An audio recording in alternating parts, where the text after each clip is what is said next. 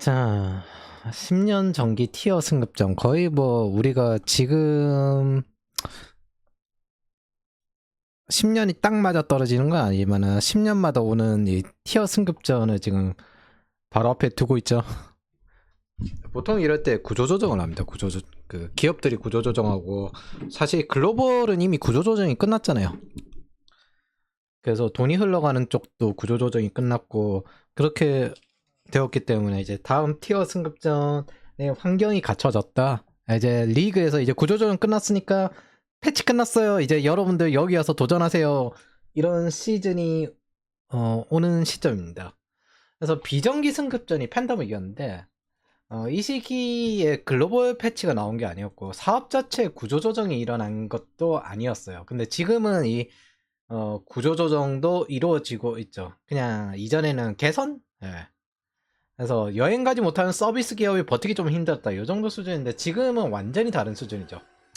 해리슨이든 트럼프든 아메리카 퍼스트 이야기하고 비즈니스에서는 빅테크 인력 구조 조정을 하면서 동시에 AI 기업 투자를 한다는 건 그만큼 그 인력이 필요 없다는 뜻입니다. 대신에 어디로 돈이 흘러가요? 제조업으로 흘러갔고 에너지와 전력 사이클에 돈이 흐르고 있습니다.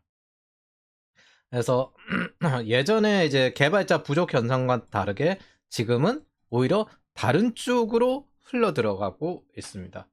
실제로 우리나라의 지금 문제는 그 엔비디아의 그 고성능 GPU를 한국에는 거의 없어요. 그냥 연구를 할 수도 없고 그래서 AI 연구하는데 대단히 어려운 걸 겪고 있죠.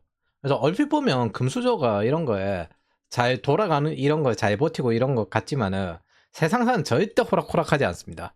애초에 태어난 걸로 계층화가 고정될 수준이면 한국은 일본처럼 잃어버린 시대가 되는데 요는 이제 어느 정도 수준까지 버틸 수는 있겠지. 버티는데 그게 오래 못 버티는 것 같아. 요즘 강남 빌딩도 나가리 나는 거 보면 여기는 어쨌든 북한과 중국이 아니고 계속 성장하다 보니까 경쟁이 빠듯해요. 인도조차도 북부가 귀족인데 부자는 남부에 있어요. 신분이 제일 낮은 게 남부거든요. 우리가 보는 외국에서 돈 많은 인도인들은 전부 남부 출신 사람들입니다. 그래서 인류사에서 계급은 항상 있었는데 이 계급이 있다는 것 자체는 변하지 않아요. 문제는 조선시대보다 지금과 달라진 게 이 계급의 구성원이 변해요. 그래서 그게 클래스가 아니라 티어가 되어버렸습니다. 너무 자주 변해요. 조선시대조차도 생각보다 많이 변했거든요. 이 티어가 너무 많이 변해요. 애자일 문화 이후에 우리가 다른 용어를 쓰는 것 중에 가장 대표적인 게 이니셔티브입니다. 옛날엔 그냥 목표였거든요. 목표고 그 다음에 실행계획 뭐 이런 식이었는데 요즘은 그 실행계획의 이제 구체적인 용도 같은 것들을 이니셔티브라는 용어로 씁니다. 그래서 뭐 너무 무한히 다들 도전하는 시대야. 국가도 도전을 해야 되고 개인도 도전을 해야 되고 그러다 보니까 추락하기 쉬워졌다. 나락가기는 더 쉬워졌고 동시에 나락이 올라가기도 더 쉬워졌습니다. 그래서 30대들 입장에서는 지금부터 시작하는 게 상급 닌자 승급전일 수 있어요. 이 나라에 이제 여기 상위권에 올라가는 이 상급 닌자 승급전. 이제 분양을 샀으니까 이 사람들의 연봉도 어느 정도 올라왔고 20대들은 지금 이제 중급 닌자 승급전 정도 되는 거고 저기 50대는 이제 은퇴해가지고 어떻게 살아남냐 이거 고민하는 시대죠. 그래서 이 세대들은 저 윗세대 40대 저 파워 커플을 이끌어야 되는데 40대들이 되게 빡셉니다. 40대들이 상당수 맞벌이면서 결혼해서 둘이서 모으거든요. 게다가 이게 같은 나이대로 결혼을 보통 안 하잖아요. 예를 들어 86세대 아버지가 있으면은 그 아내분은 97세대인 경우가 많습니다. 97세대는 80년대 뭐 초중반 요 정도 나이인 경우가 꽤 많아요. 그렇기 때문에 약간 어리게 봐야 됩니다. 그래서 이런 시기에 뭐 15억 대출 이런 거 감당 가능하다. 이런 거는 보통 비싼 아파트 살 때 소수 몇백 명 이 정도 하는 그런 것들일 텐데 몇만 명이 달려드는 게 아니라 몇백 명에서 몇천 명 정도 몇천 명 이하 정도로 달려드는 그런 곳일 텐데 뭐 제자들 중에도 이런 커플들이 있죠. 연봉 꽤 센 커플, 뭐 한쪽이 1억이면 한쪽이 2억이고 이런 커플, 요런 것들은 같은 사람들끼리 만나서 그래요. 하드하게 만나서. 전에 한번 제가 이야기한 적이 있습니다. 제 와이프는 너무 게을러가지고 클라우드 이거 빡세게 안 합니다 하는 게 8,000이는 거. 근데 걔는 동생이 의사인데 의사 동생이 형 이렇게 살면 죽는다라고 할 정도로 하드워커기 때문에 이게 우리가 열심히 한다는 기준점이 사람들마다 굉장히 많이 달라요. 이거 이 일하면서 자주 느끼는 게 열심히 일하는 기준점과 게으르다는 기준점이 사람들마다 많이 달라요. 그래서 그 이야기를 듣고 난 다음에 그 SK 그룹에 다니시는 분이 이 말씀을 하시더라고요. 그게 게으른 거면 나는 한량이겠다. 어쨌든 저 윗세대 40대들은 연봉이 제일 높으며 맞벌이 비중이 세대별로 제일 높고 연공 서열제의 보호를 받으면서 정치적 세력이 가장 강력한 세계입니다. 거의 광우병의 핵심 세력이기도 해요. 광우병 성동에. 동시에 육아 관련된 지원을 가장 많이 받으면서 같은 나이 대비 자상 성장이 가장 빠른 세대입니다. 많은 세대가 아니라. 그래서 연령별 소득 구분을 이거 2017년부터 쓱 보면은 30대가 어느 정도 이제 쫓아오기 시작했거든요. 30대가 뭐 30대들 이제 연령별 소득 구분 보면은 뭐 이제 거의 쫓아오기 시작했어요. 그래서 크게 차이 안 나요. 솔직히 30대, 40대 올 때 자산의 차이일 뿐이지. 단지 이번 그 문재인 시기에 40대에 연봉이 오른 게 아니라 자산이 좀 빨리 빡 올랐다. 요 정도의 차이일 뿐이지. 그래서 연령별 소득 보면은 뭐 생각보다 셉니다. 중위소득이 그렇지만 여기 위쪽 소득 보면은 생각보다 30대가 훨씬 많아요. 여기 고액 소득을 기준점으로 하는 건 숫자가 적을 테니까. 그래서 전체적으로 보면은 30대 연봉 이미 충분히 쫓아왔다. 요 정도로 이야기할 수 있겠습니다. 그리고 20대들도 보면 조금씩 여기 위쪽 단계로 올라가고 있는 거 보이는데 아직까지 여기 고연봉대는 없을 뿐이지 뭐 이건 임원이나 이런 거 달아야 이쪽으로 들어갈 수 있고 사업 같은 걸 해야 들어갈 수 있으니까 딱 중위소득 넘어가기 시작하는 시점이 점점 늘어날 거예요. 예. 그래서 20, 30대는 대체로 제가 보기에는 뭐 다만 20대가 좀 여러 가지 자산을 획득하기 어렵게 만들어져 있기 때문에 장기적으로는 외국으로 따야 되지 않을까? 뭐 그 생각을 많이 합니다. 근데 30대는 전에도 생각했지만 결국에는 이쪽은 돈 잘 벌고 실무진 계열이고 새로 초과 수익을 얻는 계열들이기 때문에 통과할 거라 봅니다. 단지 20대들이 새로 초과 수익을 얻을 게 있을까? 그 생각을 좀 많이 해요. 근데 뭐 잘하지 않고 그냥 적당한 수준으로 살기에는 한국만큼 좋은 나라가 없을 거예요. 그거는 제가 다음 편에 설명을 할 겁니다. 자, 그래서 40대는 연봉 지금 최전성기이군요. 인생에서 연봉 최전성기가 40대인데 아랫세대는 그걸 뛰어넘어야 인플레이션도 추월하고 저 40대들이 던지는 여러 가지 부동산이나 그런 것도 다 추월할 수 있습니다. 그래서 우리 AI 스쿨앤랩이 미래세대 초월사전이고 미션을 정한 이유는 이런 것들 아랫세대는 무조건 윗세대들보다 돈을 더 벌어야 되기 때문입니다. 그래서 그러려면 항상 초과 수익을 노려야 돼요. 같은 의미로 구시대 제조업으로 청년을 밀어넣는 건 바보짓입니다. 초과 수익이 나오지 않고 갑질 갈굼만 넘겨주겠다는 것이기 때문입니다. 유럽과 일본을 보면 요즘 이제 대한우파들이 늘어나고 있거든요. 대한우파가 뭐냐면 쉽게 말하면 나치예요. 뭐 한국 안에 들어가 있고 저 제조업 청년이 들어가야 되고 그렇게 해야 된다. 개소리입니다. 자국민은 뛰어난 곳으로 들어가게끔 만들어야 되고 외국에서 넘어오는 사람들이 이런 제조업에 들어갈 때 좋은 대우를 받을 수 있게 최저임금을 주면 안 됩니다. 좋은 대우를 받을 수 있게 이렇게 만들어야만 거기서 그 사람들도 뛰어난 사람들이 들어와요. 근데 이거 최저임금으로 주고 이러면 있잖아요. 불법 체류자만 늘어납니다. 그래서 여러분들에게 금융관념, 경제관념은 하나의 버프로서 좀 도움이 되도록 요 두 편을 진행을 할 겁니다. 이걸로 20, 30대 이제 금융이나 이런 거에 대해서는 이제 종료를 할 거예요. 자, 이거는 여기서 이번 편은 그냥 간단하게 그냥 기본기입니다. 기본기. 근데 상당히 좀 착각하기 좋은 기본기예요. 기하급수적으로 돈을 번다는 의미를 좀 이야기를 할 건데 제가 사실은 학교가 많은 곳 근처에 살거든요. 그래서 낮에 이제 카페에 들어가서 책 읽거나 뭐 그런 경우가 많은데 이게 몇 년 동안 계속 들어온 게 여교사들 이야기가 간간히 서로 이야기하는 게 들려와요. 공통적인 내용이 이런 식이에요. 월 300만 원이라는 게 있으나 마나한 수준이잖아. 이거 진짜 많이 듣습니다. 진짜. 이게 문제는 가구 중위소득이 그러니까 월 300만 원이 평균 수준 정도 수준입니다. 그리고 쑥덕되는 교사들이 임금이 18년은 해야 고정적으로 월 300을 벌 수 있어요. 이게 남성이 가구주인 경우에 평균 소득이 한 5,400 정도 되면 여성이 가구주인 경우에 평균 소득이 한 2천만 원 정도 됩니다. 그래서 남녀 교사 무관하게 공통적으로 나오는 것이 진보에 대한 지지와 강남 부동산으로 옮겨가고 싶단 말도 진짜 많이 나오거든요. 실제 대화에서 진보 진영 지지와 부동산 이익을 거의 겹쳐서 제가 자주 듣게 됩니다. 이거에 대해서 이야기를 하는 이유는 나중에 나옵니다. 자본을 운영하는 크게 세 가지가 있어요. 돈을 모으고 자산을 전환하고 세금을 줄이는 거. 이거 세 가지가 메인입니다. 나머지는 돈을 쓰는 건데 그거는 완전히 따로 활용을 해야 돼요. 근데 개개인별로 너무 다른 거라서 돈 쓰는 게 적절한 방식은 이거는 하나의 유형을 좀 잡기가 좀 어려워요.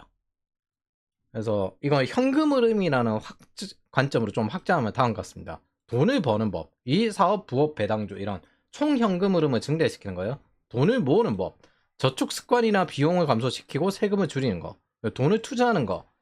1억 이상 세금, 1억 이상 연봉이 올라가면 그때부터 주담대를 좀 하는 이유가 그렇게 해야만 누진세를 줄여요. 세금 줄이고 그냥 현금 흐름 늘리는 게 낫습니다. 자산으로 전환할 수 있으니까.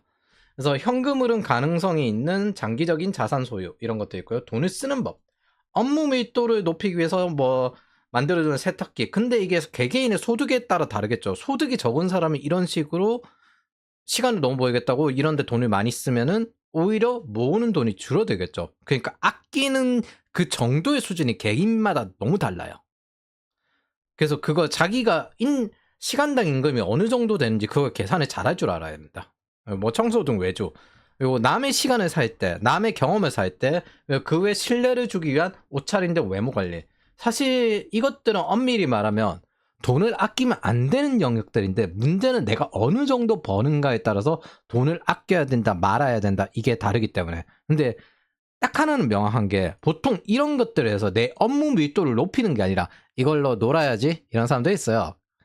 개소리 하지 말고 개소리 하지 말고 진짜 그건 진짜 개소리입니다. 자동화를 시켜놓고 노는 인간이 있어요. 자동화를 시키고 업무 밀도를 높이는 인간이 있어요. 이 차이는 굉장히 큽니다. 그건 돈 쓰는 거 아니에요. 그래서 이 모든 목적은 현금 흐름을 무한히 증대시키기 위해서 존재합니다. 그래서 그 자산이란 거는 양화로 전환시키기 위해서 추구하는 거예요. 지금 이거 가지고 있는 것보다 저걸 가진 게 장기적으로 자산 흐름이 훨씬 높을 것이다. 예를 들어 금리가 5%예요. 영업이익이 5% 이하라면은 해당 기업은 5% 이하의 사업에 투자하는 게 아니라 5% 이상의 사업에만 투자를 해야 됩니다. 왜? 금리가 5%니까. 그래서 현금을 보유하면서 금리 혜택을 보는 게 훨씬 이익이니까. 그래서 일을 하는 것보다 그냥 저축을 하는 게 훨씬 더 이익이네? 이런 상태가 되는 겁니다. 하물며 저기에 이제 채권을 사게 되면은 저 5%보다 높을 테니까. 근데 우리 회사 영업이익이 5%네. 돈 써서 죽 쓰네. 하면 안 돼. 이런 식으로 나오게 됩니다. 근데 마치 강남 부동산이란 컨텐츠, 즉 자산을 과시형으로 사서 유지하는 게 중요한 것처럼 착각을 해요. 양화로 전환시키는 게 아니라 우리 여기 산다? 이거 과시형. 그래서 이건 최근 글로벌 문화가 자본주의에 어울리지 않고 사회주의 관점인 유물론자들이 늘어난 것으로 보입니다. 보통은 학군이죠, 사실은 강남 부동산이란 건. 이게 불량 학생이 많은 학교에 어울리게 되면 그 친구들도 비슷하게 되고 그 사고도 비슷하게 되기 때문에 장소에 따라서 영향을 많이 받아요. 그래서 서울권 안에 있는 건 좋은데 뭐 좀 간다면 판교? 어쨌든 범죄나 이런 것들이 많은 도시는 피하는 게 맞습니다. 그래서 어쨌든 이런 유물론 쪽 관점에 자본주의가 들어갔을 때 자주 보이는 게 어쨌든 중국입니다. 중국이 천민자본주의의 가장 유형적이라고 하는데 자본주의는 기본적으로 관념론이거든요. 근데 사회주의는 유물론이에요. 근데 유물론자들에게 관념, 즉 자본주의는 바꿔 말하면 이 자본이라는 게 신뢰이기 때문에 신뢰주의로 바꿔야 됩니다. 이거를 이 관념론 시스템을 유물론자들에게 적용을 하니까 가장 큰 특징이 공공시설에 대해서 관점이 달라요. 사회주의상의 공공시설, 사실 북유럽도 좀 비슷하긴 하지만은 공공시설은 내가 세금 내고 통제를 받으면서 이걸 쓰는 거예요. 따라서 이건 우리 모두의 것입니다. 내 것이기도 하다는 뜻입니다. 그래서 그거를 어떤 식으로 쓰든 간에 별로 신경을 쓸 만한 요인들이 아니에요. 그게 이제 중국 사람들이 이제 길거리 공중도덕을 개판으로 만드는 이유 중에 하나입니다. 근데 신뢰주의 입장에서, 자본주의 입장에서는 최대한 적게 쓰고 거기서 어쩔 수 없이 내는 것들이 나오게 됩니다. 이거는 최대한 적게 써야 세금이 줄어들어요. 최대한 아껴 써야 세금이 줄어들어요. 만약 이걸 누가 개판을 친다 그러면은 세금이 늘어납니다. 비용이 늘어나요. 어이씨 이러면 안 되지. 그래서 이 관점이 달라요. 상당히. 공공의 시설을 보는 관점이. 이거를 예전에 슬라보의 지적이 이야기한 적이 있습니다. 그래서 어쨌든 이 유물론을 추구하면 추구할수록 여러분들은 가난해질 가능성이 높습니다. 관념론을 추구하기 바랍니다. 그래서 왜곡된 금융관념을 좀 어느 정도 이야기하기 위해서 이 글을 씁니다. 상당히 유물론, 좀 요즘 사회주의가 옛날처럼 억압되는 상태가 아니잖아요. 그러다 보니까 상당히 그 유물론적 관점으로 금융관념을 갖춘 경우가 상당히 많아요. 우선 단위에 대한 착각. 지금부터 투자하시는 여러분들이 중요한 거는 HTS 설정을 하나 공유를 하겠습니다. 여기 로그 적용이 있거든요. HTS 이거 툭 찍어보면은 이 차트 Y축은 무조건 로그 적용해야 됩니다. 로그 적용. 일반적으로 선형 차트는 가격의 절대적인 변화를 나타냅니다. 500원이 1000원이 되든 1000원이 1500이 되든 이거 수익률 다르잖아요. 근데 그냥 가격이 똑같으니까 똑같은 선형으로 표현을 합니다. 100% 상승과 50% 상승은 표현되지 않아요. 그래서 로그 차트는 이 수익금을 로그 수익률로 변화를 시키는 겁니다. 그래서 100원이 200원이 되고 200원이 400원이 되고 400원이 800원이 되는 거, 이거 2배씩 올라가는 건데 같은 높이를 갖습니다. 여러분들이 투자를 하는 이유는 뭐예요? 수익률을 위해서 이 로그 차트를 적용해야 됩니다. 그리고 저 왜곡이 심해지기 때문에 이거 저점인가 하면서 해보면은 더 쭉쭉쭉 내려가는 거 진짜 많이 물릴 겁니다. 그래서 이 선형 차트는 수익률이란 지표를 왜곡시키기 때문에 꼭 로그 차트를 적용해야 됩니다. 이거 은근히 잘 안 가르쳐줘요. 이거 가장 기본인데. 이거 착각하면 인생이 이런 거 단위를 착각하면은 인생이 고달파지고 잘 속가요. 대표적인 게 잘 속는데, 대표적인 게 21세기 자본론인데, 이 사람이 뭐라고 했냐면 자본 이익률이 경제 성장률보다 무조건 높다. 이게 말이 안 되는 게, 자본 이익률이 경제 성장률보다 동의해 모순이 성립이 안 돼요. 이게 살짝만 생각해보면 이게 진짜 얼마나 어처구니 없는 이야기인지 알 수 있습니다. 자본 이익률은 경제 성장이 총 매출이거든요. 자본 이익률은 거기서 세금 다 떼고 남는 거를 주는 겁니다. 그러면은 기본적으로 이게 나올 수가 없어요. 이게 만약 한다면 결국에는 자본 이익률이 총 매출을 능가하게 됩니다. 순이익이 총 매출을 능가한다는 소리가 되어버립니다. 애초에 이게 모순이라서 성립할 수도 없습니다. 그런데 이게 기본적으로 가장 큰 차이가 뭐냐면, 경제 성장률은 예를 들어 매출이란 거는 이게 손해가 나든 이익이 나든 100만 원에서 102만 원 되면 2%잖아요. 자본이익률은 그 안에서 일시적으로 3%가 될 수 있고 4%가 될 수 있고 이제 주가 바뀌듯이 왔다 갔다 할 수 있는데, 이거 우리나라 GDP 성장은 2023 올해 최저점이면 주식 시장 성장률은 마이너스거든요. 그러니까 이거랑 일치하지 않아요. 왜 일치하지 않느냐? 여러분들이 그런 실수 많이 합니다. GDP 올라가면은 이거 GDP 올라가면 열심히 요거 그 주가 올라가지 않을까? 저 자본 이익률 올라가지 않을까? 버블 지수를 파악하는 데 좀 도움이 될지 모르겠지만은, 그 GDP가 올라간다고 주가가 올라가지 않습니다. 왜? 이익이 남아야 올라가잖아요. 이익이 남고 그 이익금이 주식으로 들어와야 올라갑니다. 근데 이익이 안 남는데 무슨 놈의 주가가 올라갑니까? 장기 수익률을 따라가게 되어 있어요. 사람의 행동이든 자본이든 투자는 결국 장기 수익률 따라가고 있는데, 이익이 안 올라가는데 GDP가 올라갔다고 해서 이익이 올라가는 건 아닙니다. 지금 제일 걱정하는 건 그거잖아요. AI를 열심히 이렇게 투자하는데 이익이 안 나올 수가 있다. 걱정하는 게 이거잖아요. 경제 성장은 GDP고요. 거기서 적자가 나든 흑자가 나든 아무 상관이 없습니다. 그냥 GDP가 오른 거예요. 그래서 돈을 뿌리는 거예요. 뭔가 이걸 여러분들이 느끼는 거, 뭔가 경제 성장은 좋다고 하는데 왜 살아가는 게 빡세지? 경제 성장이 좋다고 했는데 왜 그 사람들의 내수 시장은 빡세지? 그게 이거예요. 다른 개입니다. 다른 함수예요. 상관관계는 어느 정도 있겠지. 근데 직접적인 인과관계가 있지는 않아요. 그래서 자본의 이익률은 뭐냐? 자본의 효율성을 측정한 겁니다. 이익 얼마나 나왔냐? 경제 성장률은 총매출이에요. 그래서 이런 주장이 좌파들에게 잘 받아졌는데 이게 정치적일 뿐 유사경제학 취급을 받아야 했습니다. 근데 이 사람이 겨냥을 한 게 처음부터 정치였어요. 정치. 경제학계가 아니라 정치학계를 겨냥을 했어요. 잡지 연재하는 사람들 중에 이런 거 쓰거든요. 페미니즘 경제학. 예. 근데 보면은 경제학을 공부한 사람이 아니야. 소설 쓰던 사람들이야. 이런 사람들이야. 그래서 학계가 아니라 정치를 겨냥한 거였습니다. 요즘 주류 경제학자는 계량 경제학자라 가지고 뭔 이런 초보적인 헛소리를 하느냐 라고 하는데 이 사람이 받아들여진 이유는 뭐? 진보계통에서 열심히 뛰었기 때문입니다. 이걸. 피케티가 그래서 뭐라고 했냐? 미국처럼 안 하면 된다고 했는데 이게 나온 게 한 2010년대 초반? 요 정도에서 나왔거든요. 2010년대 초반. 그래서 2015년대 내가 실수했다. 이거 나중에 그것도 나왔습니다. 불평등이 아니었다. 사실은 비율로 보면 제대로 불평등이 세금 효과를 통해서 해결이 되었다. 미국이. 그래서 불평등이 가속화되지 않았다. 그것조차도 피케티가 그 인정을 안 하고 있습니다. 그래서 피케티가 주로 깐 게 미국이에요. 미국처럼 안 하면 된다. 자, 10년쯤 지났죠? 10년쯤 지나고 난 다음에 유럽은 몰락했고요. 미국은 승승장구하고 있습니다. 이 사람이 아마 프랑스 지금 경제학자일 거예요. 이과식으로 생각하면 자본 수익률은 효율을 측정한 속도입니다. 벨로시티.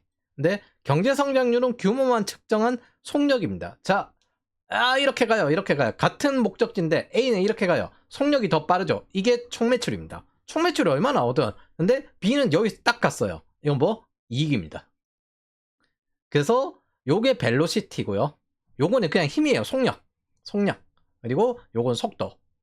즉 효율성입니다. 자본이익률은. 그래서 이게 무슨 뜻이냐? 손해보고 팔아도 총매출이 증가하면 경제성장률 G는 증가한다. 근데 자본 수익률 R은 감소할 수 있어요. 적자 날 수 있잖아. 아니 그러면 스타트업 투자한 사람들은 왜 망해? 여러분들은 저게 맞다고 하면은 GDP가 성장하는 국가에서는 손해가 안 나야 됩니다. 삼성전자 매출이 증가하는데 떨어지는 여러분들의 주가처럼 이거 웃으면 안 되나? 네, 죄송합니다. 수출이 잘 되고 GDP가 증가하는데 떨어지는 코스피처럼 이렇게 세상이 좋다고 하는데 왜 나는 점점 월급이 힘들고 취업이 힘들어지지 하는 것처럼 저 자본은 다 쓰고 남는 돈이 축적된 것이 자본이거든요. 그래서 최소 영업이익 이하 자금의 수익률입니다. 그게 총매출이 증가한다고? 그러면 위에 말을 했듯이 자본 수익률이 총매출 증가보다 높다고? 그러면은 이거야죠. 이거 투자하지 말고 이거야죠. 자본이익률에 투자해야죠. 그게 고금리에서 유도하는 방향입니다.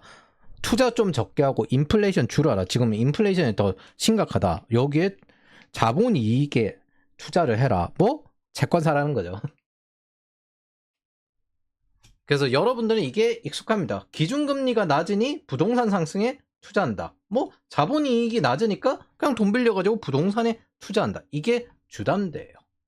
그리고 건설 경기 생기고 그게 이제 고용을 부르고. 그래서 여러분들이 투자를 할 때 기준금리가 6% 이상일 때는 증시를 다 빼고 국채에 투자해야 되는 이유가 이것 때문입니다. 제가 5% 금리짜리를 진짜 엄청나게 투자하는 이유도 이 때문이에요. 모든 기업은 투자자에게 더 위험한 투자를 추구했으니까 6% 이상의 보장을 해줘야 돼요. 이럴 경우에는. 근데 그게 되는 기업이 없어요. 뭐 장기 성장률 6%? 그거 되면 어마어마한 겁니다. 단기적으로 이제 성장 시기에 10% 정도는 갈 수가 있겠죠. 하지만 장기 연구 성장률 6% 되는 건 없습니다. 그래서 장기 국채 수익률의 주식이 연평균 6%보다 높을 때는 주식 팔고 채권에 투자해라. 예. 이것도 제가 말하는 이유가 있어요. 그런데 현금 흐름은 다르게 돌아갑니다. 여러분들이 월급을 300만을 받아요. 이거를 현금 흐름은 이 수익률과는 또 다르게 돌아가요. 지표가 달라요.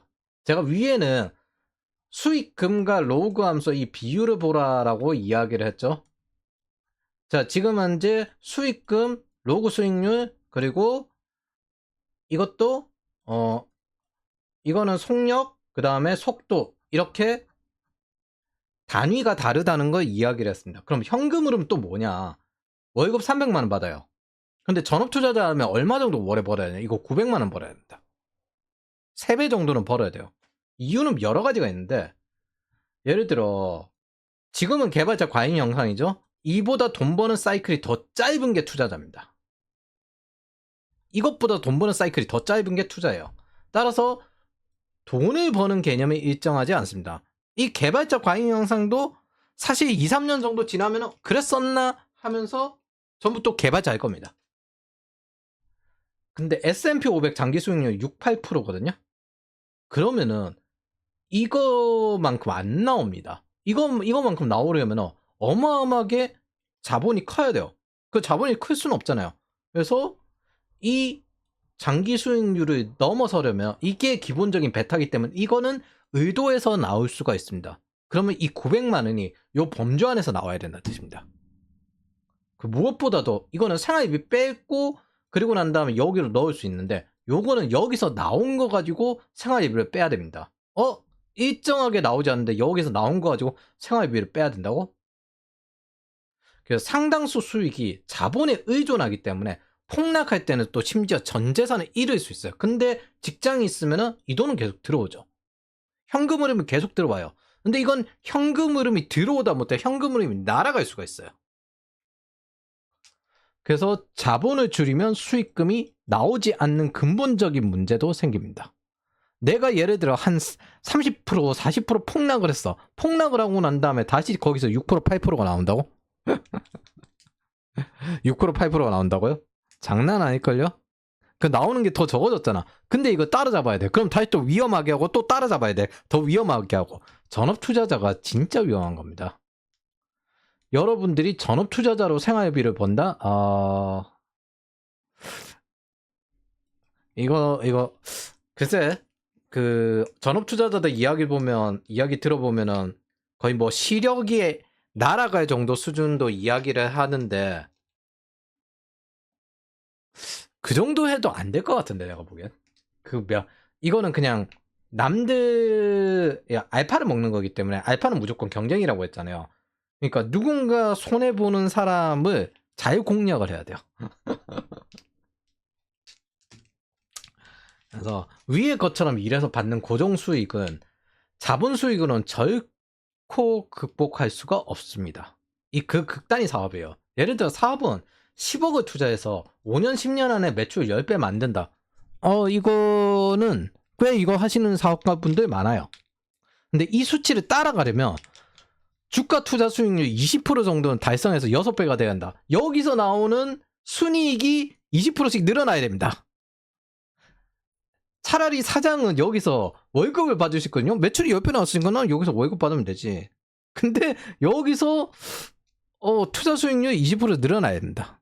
그래서 이 주가를 높이기 위해서 워렌 버핏은 뭘 요구하냐면 월급에 의존하지 말고 스톡 옵션을 가져가란 말이야. 그래야 니들이 돈을 아껴가지고 여기에다가 자사주 매입도 하고 배당도 줄 거 아니야. 월급에 의존하지 마. 그래서 그런 요구를 많이 합니다. 주식을 가지려고 스톡 옵션을 받고. 그 스톡 옵션 제도가 그 때문인 거예요. 근데 이 돈은 어쨌든 그래서 이 투자 수익률 이 돈은 사업과 산업을 성장해서 재료비 떼고 임금 떼고 대출 떼고 세금 떼고 남는 돈을 이제 그 중에서 전부 다 줄 수는 없잖아요. 거기서 또 이제 주식으로 들어간 돈 정도 수준입니다. 거기에 또 이제 그렇게 해주니까 외부의 사람들이 또 몰려들고 그러면 이제 또 높아지면 너무 과잉된다 그러면 유상증자에서 회사의 현금 흐름 높이고 그리고 너무 떨어진다 그러면 이제 정상적인 기업이라면 그 자사주 매입을 해가지고 현금 흐름을 줄이고 대신 주가를 성장시키고 그래서 뭘 어쩌든 현금 흐름은 훨씬 이율이 높을 수밖에 없습니다. 이건 상식적으로 불가능해요. 이거 착각하는 거는 피케티와 똑같은 수준으로 유사 경제를 하겠다, 유사 투자를 하겠다 이런 것과 똑같은 겁니다. 그래서 심지어 자산 운용을 하는 매니저들도 그런데 이 사람들은 어떻게 돈을 버냐? 규모의 경제야, 규모의 경제. 그래서 뭐 국민연금 이따만큼 했는데 거기에 1% 개선하는데 거기 어마어마한 수익 나오잖아요. 여기에 이제 피를 먹는 거예요. 그래서 여러분들은 전업투자자로서 일을 하겠다 라는 거는 뭐 일보다 투자 기법을 먼저 익히겠다는 거잖아요. 그러면 이 글을 읽을 필요가 없어요. 그런데 이게 일이 되는 순간 이제 여러분들이 해야 되는 건 투자 기법을 익히는 게 아니라 자산을 끌어모아야 돼요. 자산을 끌어모아야 돼요. 그러나 여러분들은 뭘 해요? 운용부터 하죠. 아니 규모를 키워야 된다니까? 이걸 일로 하겠다면 일단 얼만큼 ETF 인기를 얻듯이 자산의 규모를 키우느냐 이게 중요해요. 그런데 운용부터요. 이 순간부터 매우 비효율적인 일이 됩니다. 업무 밀도가 매우 낮은 일이 됩니다. 상당수가 전업투자에 몸을 던지는 이유는 사실 효율이란 생산성이 아니라 감정이에요. 평생 일하지 하고 싶지 않고 돈을 모은 다음 놀고 싶다. 아마 그럼 이제 조진 거예요. 그럼 이제 조진 거예요. 최근에 읽은 노벨 물리학자의 책에 이런 글이 있더라고요. 물리학자도 생활의 문제에서 선택해야 된다. 그래도 물리학 난제를 푸는 것이 일을 하는 것보다 즐겁다. 그러니까 일하기 싫다는 거잖아. 사람들은 다 이러면서 사는 거라니까요. 일종의 오타쿠 같은 거예요. 뭐 일로 돈을 벌고 펀딩 받아가지고 그리고 물리학으로 이제 취미생활하고 이런 겁니다. 광기인 거죠. 광기. 돈 벌어가지고 싫은 일해서 돈 벌어가지고 좋아하는 일 하는 거 그냥 다 똑같아요. 노벨 물리학 수상자도 다 똑같다니까요. 그래서 근본적인 기저에는 목표를 잘못 잡았습니다.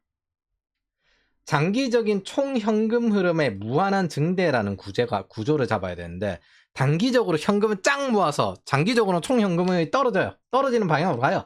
근데 그거 신경 쓰지 않고 그거 쓰면서 놀고 싶다. 이런 생각을 합니다. 요거 착각한 결혼 사례 중에서 제일 그 인터넷에서 본 사례 중에 제일 이제 공감되는 게 예를 들어 자산이 한 100억 있어요. 그런데 그 100억에서 나오는 돈을 써야 되는데 그 100억에서 나오는 돈을 쓰는 게 아니라 100억의 시드머니를 깨 쓰고 있는 거예요. 제가 전에 한번 이런 말을 했을 겁니다. 절대 시드머니를 깨면 안 된다고. 돈을 잃지 말라는 게 이겁니다. 규모의 경제에서 나오는 기본 수익률이 정해져 있기 때문입니다. 어쨌든 이런 망상들은 모두 팬데믹 때 깨졌죠. 제가 그때 연준 그 문서를 보고 있었는데 한국은행에서 번역해주거든요. 연준 문서가 인플레이션을 줄이기 위해서 이제 저 파이어족들을 어떻게 복귀를 시킬 것이냐 요걸 계속 테스트를 하고 있었어요. 그때 주가가 떨어지면 저 파이어족들이 여기 그 일터에 복귀를 하나? 그럼 공급이 늘어서 인플레이션이 줄 텐데 이 정도에도 복귀를 안 하는군. 더 복귀를 하기 위해서 얼마나 더 떨어뜨려야 되나? 이러고 있었습니다. 단위에 대한 착각 2. 여러분들에게 필요한 건 수익률이 아닙니다. 여러분들은 현금 흐름, 즉 선형 그래프에 있는 현금이 필요한 거예요. 단지 효율적인 투자를 하기 위해서 로그 수익률을 택할 뿐. 저 로그 수익률 적용 안 하면 진짜 돈 까먹기 딱 좋습니다. 제가 굳이 위에 복잡해 보이는 저런 단위를 넣은 건 대다수에 필요한 팩터를 착각하기 때문입니다. 내가 다른 상황, 다른 게 적용할 건데 여기에 필요한 핵심 팩터들인데 그걸 단위를 착각해요. 속도가 필요한데 속력을 갖다 쓰고 앉아있어요. 그러면은 그거 제대로 안 나옵니다. 가속도가 필요한데 뭔가 비스베리해 보인다고 속력을 갖다 놓고 있어요. 이거 제일 많이 착각하는 게 그 등속 운동, 등속 원 운동 할 때 각속도와 각속력을 착각을 하죠. 등속 원 운동 할 때 속력은 같습니다. 힘이 안 변하니까. 단지 뭐 각속도가 달라질 뿐. 밖으로 갈수록 각속도가 달라지고. 뭐 어쨌든 여러분들이 신분을 올라가고 싶든 편하게 살고 싶든 아니면 노후의 노후 빈곤을 피하고 싶든 해야 할 건 무조건 이겁니다. 총현금 흐름의 무한한 성장. 요걸 착각하니까 부동산만 있고 현금이 없어가지고 난리 났다라고 하는 그런 상황이 나오게 됩니다. 바꿔 말하면 개인의 국가라고 했을 때 이 GDP 성장의 핵심이에요. GDP 성장, 뭐 총 현금 흐름의 무한한 성장. 그중 하나가 자본 성장률, 즉 주식이나 부동산으로 바꿔놓는 성장률입니다. 이거 역시 여러분들이 언젠가는 그 집을 팔고 현금 흐름으로 전환시켜야 할 때가 존재합니다. VC가 투자하고 투자금을 되돌려 받는 것도 현금 흐름을 되돌리기 위해서와 같습니다. 그래서 캐시 이즈 킹. 자본에 투자하는 이유는 두 가지예요. 현금 흐름의 병렬적인 성장. 그래서 현금 보유보다 이게 더 빠른 성장이 될 것 같아서. 내가 예금하는 것보다 주식에 투자해가지고 나중에 파는 게 현금 흐름이 더 좋을 것 같아. 부동산도 사실 그거 한 3억 정도 대출 받는다고 내가 그 3억을 다 갚을 걸 기대 안 합니다. 한 10년 정도 지나면 이거 팔겠지. 그래서 수익 실현하겠지. 어차피 분양가에 샀으니까 안전 마진 있고 요 생각으로 하는 겁니다. 그런데 이게 보면은 항상 그게 잘 팔리지가 않아요. 그걸 꼭 팔아내는 경우가 그렇게 생각보다 없는 것 같습니다. 그래서 나중에 그 월세 전환 이런 거 되는 것 같은데, 그럼 그 경우에는 이제 자산이 아니에요. 그냥 팔 수가 없기 때문에 그냥 뭐라고 해야 되나? 그냥 이제 소모품과 별 다를 바가 없습니다. 돈을 안 벌어오면 자산이 아니에요. 두 번째, 내가 언젠가는 일을 못할 가능성이 있습니다. 뭐 어쨌든 우리가 저는 죽을 때까지 일하고 싶지만 그래도 어쩔 수 없이 은퇴할 때가 있을 거예요. 그때 포트폴리오가 필요합니다. 그 일에 관련된 다양한 일을 할 수 있도록 그 포트폴리오를 다각화하기 위해서입니다. 그래서 이 현금 흐름은 간단히 말하면 투자에 적용됩니다. 더 현금 흐름, 즉 유동성이 있을 만한 곳으로 먼저 가서 이동하는 겁니다. 모든 투자는 있잖아요. 유동성이 있을 만한 곳을 미리 가서 기다리고 있는 겁니다. 그게 때때로 원유가 될 수도 있고 때때로 원자재가 될 수 있고 뭐 주식의 성장주가 될 수 있고 배당주가 될 수 있고 채권이 될 수 있습니다. 그래서 유동성이 더 있는 곳으로 이동하는 거예요. 이것 중에 가장 대표적인 게 S&P 500 미국 주식에 투자하는 이유입니다. 미국 주식이 올라서 아니요, 유동성이 더 있어서 오르는 겁니다. 한국 증시는 글로벌 자산 비중이 2% 정도 돼요. 전체적인 자산 시장으로 따지면 0.0016 정도? 요 정도로 알고 있습니다. 미국의 신용등급이 높은 기업을 사모은 S&P 500개 기업의 유동성이 한국 증시보다 훨씬 높기 때문에 투자를 하는 거고, 쟤들이 규모가 크기 때문에 그래서 오르는 거예요. 집중이 되는 만큼 더 많이 오를 테니까. 그래서 모든 것은 초과 수익, 즉 현금 흐름의 증대를 위해서 존재를 합니다. 이게 멈추면 안 돼요. 계속 증대해야 돼요. 인플레이션은 넘어서야 됩니다. 예를 들어 월 300, 연 3,600에서 저축 1,500 정도를 하며 연평균 6% 정도 성장이 되면 90만 원 정도의 현금 흐름이 나오게 됩니다. 이것도 일에서 나온 총 현금 흐름 중에 하나인 거예요. 그래서 이를 복리 이율로 계속 증대시켜 나가는 목적을 가지고 있습니다. 이 현금 흐름을 무한히 증대시키기 위해서. 그래서 노후까지 쌓아가다가 이 현금 자체가 필요한 시기가 와요. 그걸 생활비로 전환하는 것이 필요할 시기가 올 수도 있기 때문에 이걸 단기 채권으로 전환해 나갑니다. 이걸 자동으로 운전해주는 자율주행처럼 자동화 시켜놓는 상품이 TDF 같은 것들입니다. 그래서 이걸 비중을 조절해가지고 이렇게 자동적으로 리밸런싱을 계속 시켜주는 거예요. 노년기에. 그래서 제가 연금개혁에 매우 반대적인 입장인데, 연금 보장 비율을 증대시킨다면 청년들은 이 현금 흐름 손실을 잃게 됩니다. 손실을 가지게 됩니다. 총 현금 흐름을 증대시킬 기회도 잃게 되고요. 대신에 저 현금 흐름이 누구한테 가요? 저 노년기 50대, 60대 그리고 40대 이 세대들에게 가게 됩니다. 이 사람들은 정치력으로 정년 연장을 끝까지 늘리고 주장하면서 부동산을 토해내지 않을 환경을 지속적으로 만들고 있어요. 근데 저 현금 흐름의 이유가 뭡니까? 우리가 가난한 사람들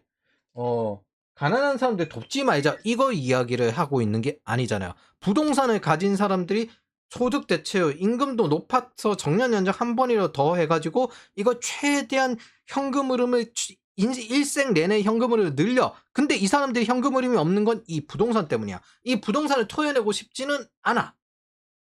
그래서 뭐 정치적으로 밀어붙여가지고 정년 연장을 요구하고 그 다음에 소득 대체율을 최대한 높이고 청년 세대의 현금 흐름을 빼앗아가지고 내 현금 흐름에 넣습니다. 그리고 부동산을 토해내지 않기 위해서. 부동산을 토해내면 되는데 그게 싫어서. 그게 이 연금 구조입니다. 50대, 60대의 계층화된 호의호식을 위해서 청년 세대의 세금과 사회보장세로 감당하고 있습니다. 여러분들이 정치에 관심이 없어도 정치는 여러분들에게 관심이 아주 많습니다. 그리고 해당 세대의 대다수가, 이걸 받는 해당 세대의 대다수가 머저리 같은 관념을 가지고 있다면 공동체로 다 같이 손해를 봅니다. 그게 지금 현재 20대, 30대의 머저리 같은 관념을 가지고 다 같이 손해를 보고 있는 상태잖아. 저거보다 남녀 갈등이 더 심해. 그래서 돈을 봅니다. 이게 총 현금 흐름의 증대에서 제일 중요한 요소입니다. 규모의 경제. 대다수 착각하는 건 퍼센테이지가 중요하다고 착각을 하는데 이거는 그냥 지금 효율이 어느 정도 되냐. 그래서 멍청한 효율만 아니면 돼요. 과도한 과욕을 부리거나 멍청한 효율을 부리거나 요거만 아니면 돼요. 그냥 중간 신뢰 구간에서 왔다 갔다만 하면 됩니다. 예를 들어 5천만 원 있고 그 5천만 원의 연수익이 10%다. 즉 500만 원입니다. 그럼 이걸 20%로 놀리려고 노력하는 게 나을까요? 아니면 500만 원을 더 저축하는 게 나을까요? 20%를 올리려고 2배를 올리려고 노력하는 순간부터 대단히 손실을 감수할 작정을 해야 됩니다. 그냥 부업을 해가지고 500만 원을 저축하는 게 훨씬 빠릅니다. 월 41만 6천 원씩 저축할 수 있거든요. 사실 바쁘면 있잖아요. 돈 쓸 시간이 없어요. 제일 빨리 모읍니다. 무엇보다 20%로 올리려는 순간 저 5천만 원이 2,500만 원으로 폭락할 때 모든 걸 다 잃게 될 겁니다. 이런 현금 흐름에 대한 계산이 있잖아요. 대다수 전통 산업 분야에도 적용이 되고 그래서 대출이 많아요. 제조업이나 이런 곳들 같은 경우는. 대표적으로 아마존의 제프 베조스 같은 경우도 100억으로 2% 수익이 나는 기업이 되기보다 1조에 2% 수익이 나는 기업이 되길 원했습니다. 그래서 현금 흐름을 대단히 세게 통제해요. 이 사람이 원래 월가에 있던 사람이다 보니까. 심지어 퀀트 하던 사람이다 보니까. 그래서 더 현금 흐름이 강해지고 신용등급은 더 올라갑니다. 이런 극단적이진 않더라도 100억의 20% 수익보다 300억의 10% 수익이 훨씬 높은 현금 흐름을 만들어내요. 뭐다? 규모의 경제다. 이게 20억을 버느냐 30억을 버느냐 차이입니다. 즉 이 현금 흐름의 효율성은 속도는 고정을 시켜놓고 여기에다가 속력에 속하는 총 규모를 키워야 된다는 겁니다. 그래서 효율성이란 건 투자의 관점이지 총 현금 흐름의 관점이 아니에요. 이렇게 따지면 있잖아요.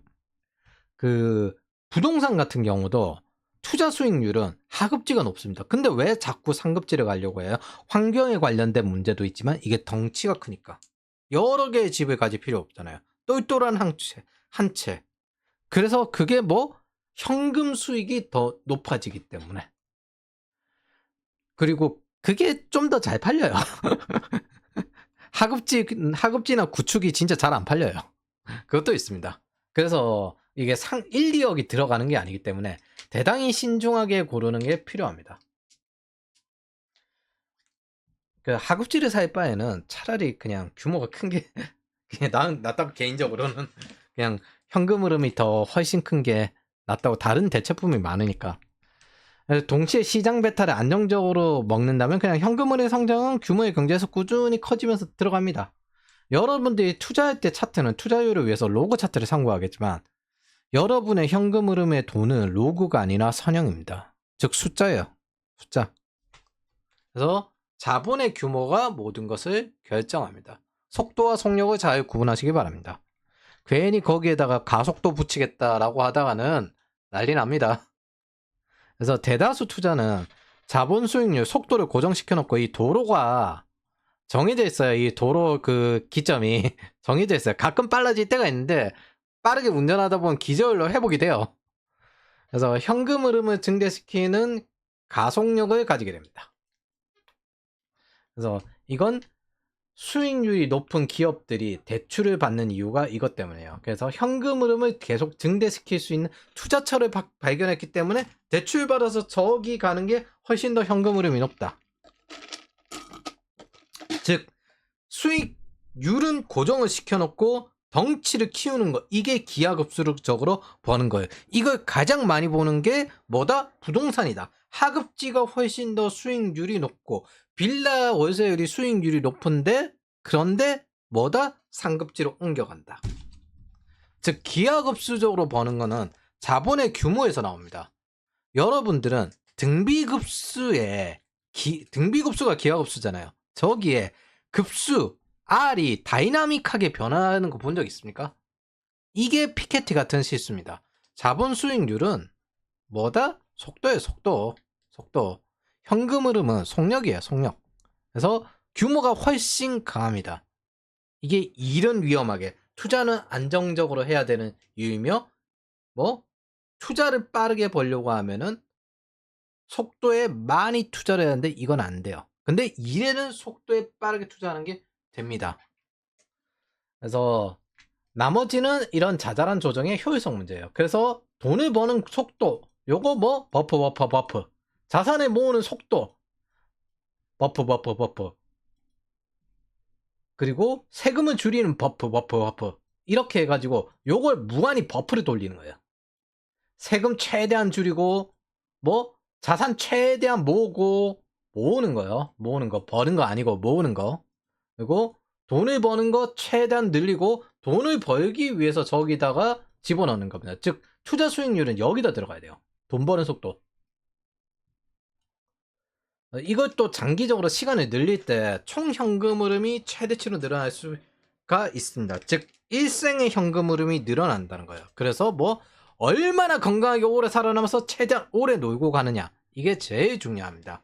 이게 뭐다? 평생 소득 가설입니다. 대부분 유물론자는 케인즈의 단기 소득 가설 위주로 움직입니다. 케인즈 자체가 사회주의의 계획 경제를 자본주의에 도입해 본 거니까. 워터폴이죠. 그래서 바꿔 말해서 티어 승급전, 지금 같은 티어 승급전은 총 현금 흐름으로 결정을 합니다. 그 하위 필수 이니셔티브로 자본 획득이 존재하는 것뿐이에요. 목적은 총 현금 흐름의 장기적인 성장입니다. 여러분들의 모든 재정적인 목적은, 핵심 지표는 다양한 현금 수익원들과 자본 성장성, 그리고 이니셔티브는 뭐다? 자본 획득, 세금 줄이기, 이 세 가지 행위들입니다. 그래서 투자 역시 현금으로 전환하는 현금 흐름을 위해서 존재한다는 것을 잊지 말아야 된다. 그래서 부동산을 막 사면 안 되는 거예요. 얘네들을 현금 흐름으로 전환시키지 못할 위험이 존재합니다.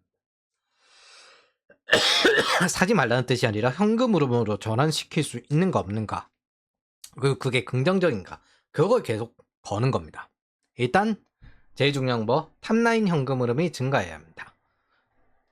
투자에 중독되는 이유는 아무리 생각해봐도 제가 보기에는 지표를 착각했어요.